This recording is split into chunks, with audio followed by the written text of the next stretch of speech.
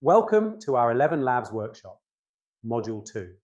One of the actions you can take with any script if you find it not behaving the way you want, or if you find that the AI is not reading words correctly, you can copy the entire script and you can place the entire script inside of an AI.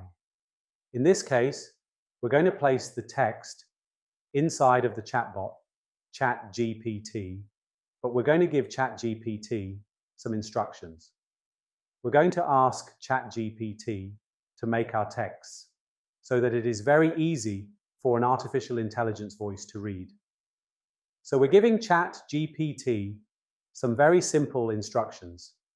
In order to clean up our script, we're instructing it to be rewritten so it's easy for an AI narrator to read, as well as no hard to pronounce abbreviations or parentheses.